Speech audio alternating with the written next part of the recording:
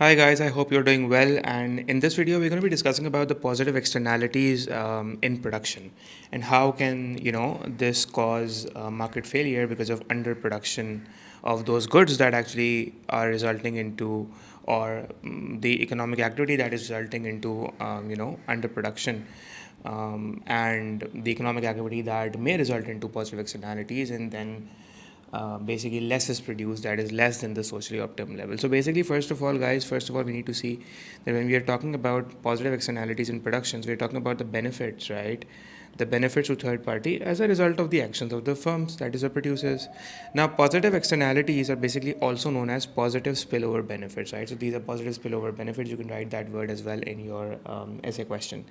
Now you need to understand that when you're talking about positive spillover benefits or positive externalities with reference to production, there is one important thing that you need to keep in mind, and then around that thing a lot of examples can be formed.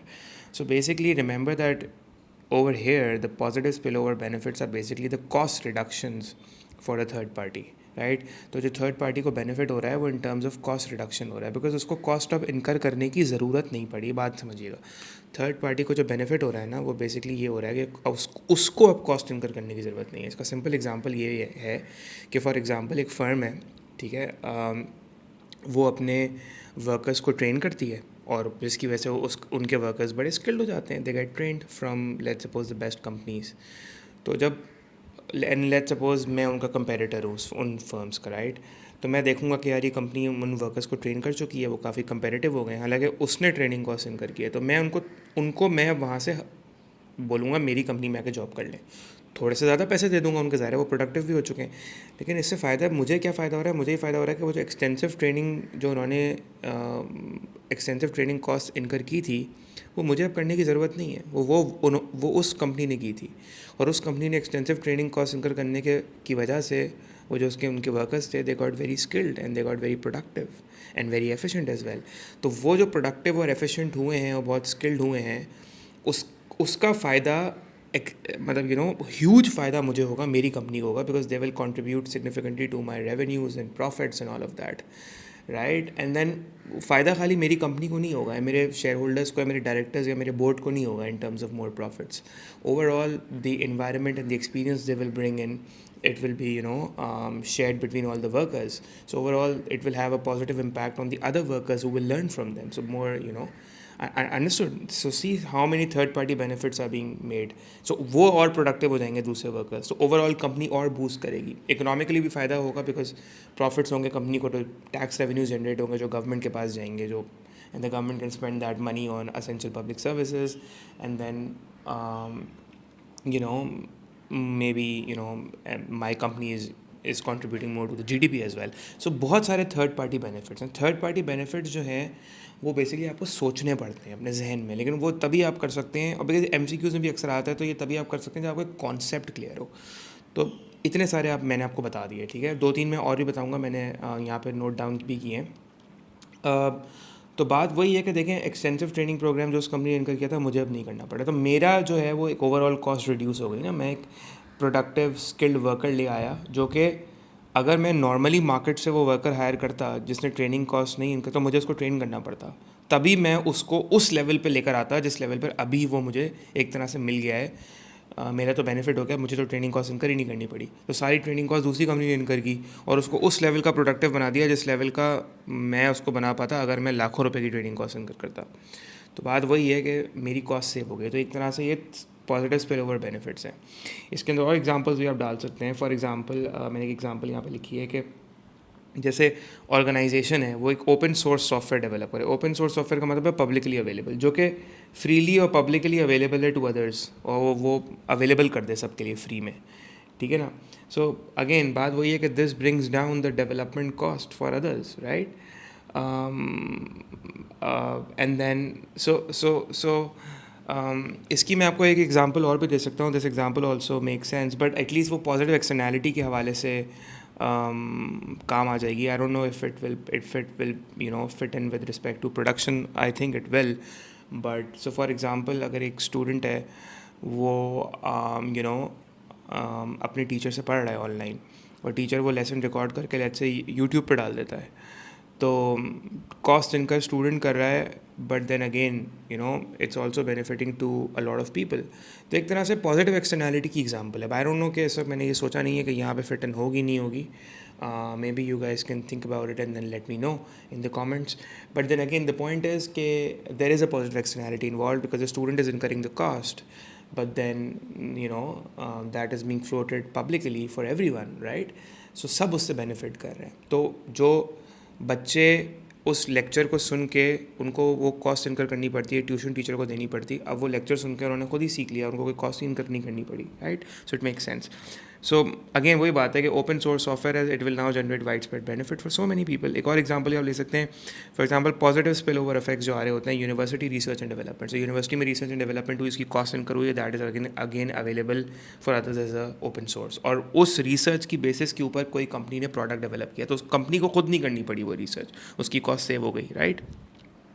एक और example भी आप डाल सकते हैं कि government for example अगर improvement करती है इंफ्रास्ट्रक्चर के ऊपर, रोड्स वगैरह के ऊपर एंड ऑल ऑफ दैट, तो आपको पता है रोड्स इंफ्रास्ट्रक्चर है, राइट? तो इसकी कॉस्ट तो गवर्नमेंट इनकर करी है ना, एक्सपेंस तो गवर्नमेंट इनकर करी है, but that reduces the transport and the logistic cost for the firms as well. तो फर्म्स की कॉस्ट ऑफ प्रोडक्शन फॉल हो रही है, और क्योंकि फर्म्स की कॉस्ट ऑफ प्रोडक्शन फॉल हो रही है तभी हम देखते हैं कि सोशल कॉस्ट जो होती है वो मार्जिनल प्राइवेट कॉस्ट से कम है, तभी सप्लाई कर्व जो है वो राइट पर है इसका, क्योंकि सोशल कॉस्ट जो है वो मार्जिनल प्राइवेट कॉस्ट से कम है, ठीक है जी?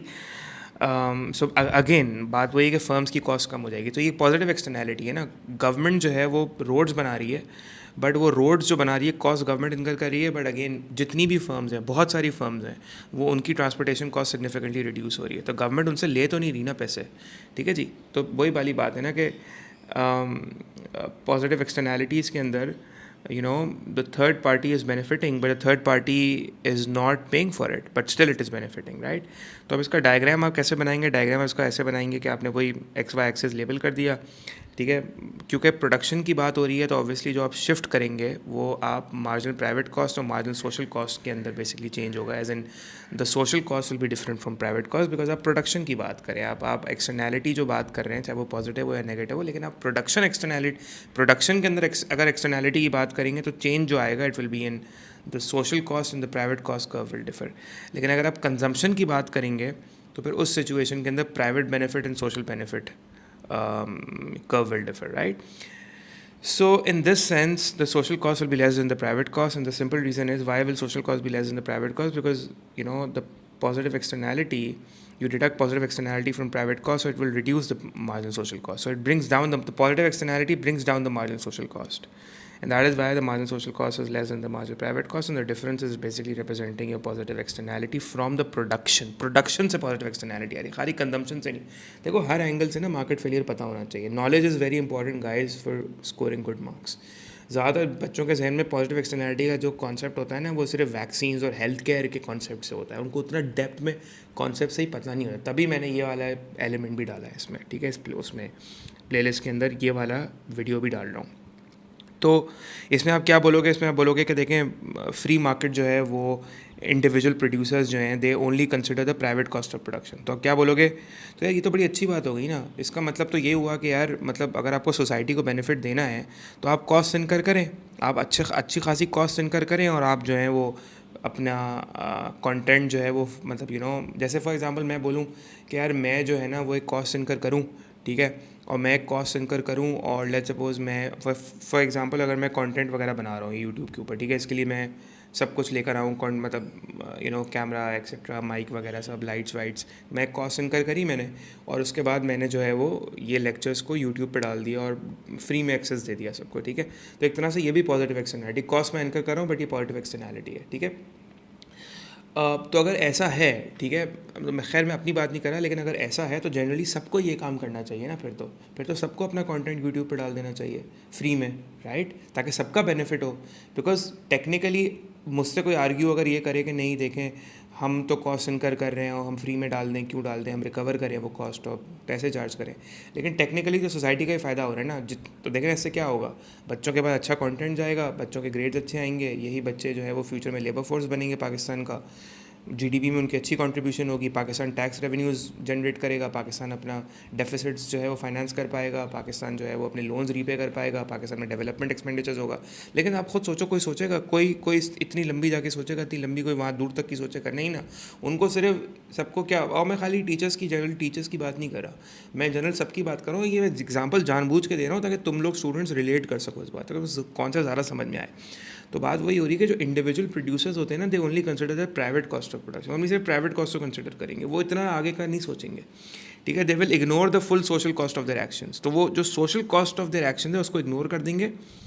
सोशल कॉस्ट यानी वो जो पॉजिटिव एक्सटर्नैलिटी वाला जो एलिमेंट है ना, पॉजिटिव एक्सटर्नैलिटी वाला जो एलिमेंट है जो थर्ड पार्टीज़ को होगा, सोसाइटी को, उसको इग्नोर कर देंगे। Why? Again because of self interest. वही वाली बात है, सेल्फ इंटरेस्ट। सेल्फ इंटरेस्ट, अगर आपने इंट्रोडक्शन टू मार्केट फेलियर की मेरी वीडियो देखी हो प्लेलिस्ट में, तो मैंने बताया था कि ये सेल्फ इंटरेस्ट की वजह से मार्केट फेलियर आता है। तो ये सेल्फ इंटरेस्ट की वजह से वो इसको इग्नोर कर देंगे। अब क्या होगा, इससे होगा सिंपल ये कि रिसोर्सेज जो हैं वो एलोकेट हो रहे होंगे फ्री मार्केट्स में at the private equilibrium, that is on private equilibrium हमारा P1 और Q1 के ऊपर आ रहा है। तो रिसोर्सेज जो हैं वो P1 Q1 पे एलोकेट हो रहे होंगे इन the market instead of the socially optimum, that is the socially efficient output, और द परेटो ऑप्टिमम आपका P*Q* है। मैंने पिछली वीडियोज़ में भी आई थिंक जिक्र किया था कि जो सोशली ऑप्टिमम आउटपुट होता है, जिस आउटपुट पे सोशल एफिशिएंसी हो रही होती है, उसी आउटपुट पे परेटो ऑप्टिमैलिटी भी अचीव हो रही होती है, ठीक है जी। खैर, किसी वक्त मैं इस पेरेटो ऑप्टिमैलिटी पे एक सेपरेट भी वीडियो बना लूँगा, but not right now. Anyways, so हमें क्लियरली नज़र आ रहा है कि there is an under production and under consumption in the market, because under production भी हो रही है और ज़्यादा प्रोडक्शन कम, अंडर प्रोडक्शन है तो अंडर कंजम्पशन भी है, सिंपल, बिकॉज ये तो क्वांटिटी ट्रेड हो रही है ना, ऑब्वियसली। सो क्योंकि Q1 is less than Q*, so obviously there is under production, under consumption. तो इसका एंड रिजल्ट क्या है? एंड रिजल्ट सिंपल है, एंड रिजल्ट आपका मिस एलोकेशन ऑफ रिसोर्स हो रही है, लिख कर आएंगे। There is allocative efficiency from society's perspective, because too few resources are allocated to this market, because सबको करना है, वही वाली बात है ना, फिर सब जो है वो अपना कंटेंट यूट्यूब पर डालें, सबके लिए पब्लिकली अवेलेबल करें, लेकिन नहीं करेगा ना कोई। आप कोई कर रहा है? नहीं कर रहा ना, बहुत कम कर रहे हैं। क्यों? क्योंकि हर कोई सेल्फ इंटरेस्ट अपना सोच रहा है, ठीक है, सेल्फ इंटरेस्ट सोच रहा है, ठीक है। तो इसलिए लोग नहीं कर रहे पब्लिकली फ्री में अवेलेबल, समझ रहे हो ना मेरी बात को। तो यही कॉन्सेप्ट को यहाँ पे रख के सोचो तो तुम्हें और क्लियर हो जाएगा तुम लोग को, ठीक है। अगर कॉन्सेप्ट क्लियर हो रहा है तो यार कमेंट्स के अंदर बताओ। कमेंट्स, लाइक आई सेड, मैं हमेशा कहता हूँ, कमेंट्स जो होते हैं ना, स्पेशली बड़े बच्चों के कुछ कमेंट्स बहुत इंकरेजिंग आते हैं, तो काफ़ी मोटिवेशन होती है। तो यार कमेंट करते रहा करो, ठीक है, और वीडियोस भी शेयर करते रहा करो। Anyways, so what I was saying was के allocative inefficiency again society's perspective, too few resources का मतलब है कि यार आप टू फ्यू रिसोर्सेज एलोकेट कर रहे हो दैन जो करने चाहिए तुम्हें, यानी जितने जो सोशली डिज़ायरेबल लेवल है उससे कम कर रहे हो। अब इससे हो क्या रहा है कि it's generating a simple welfare loss with society.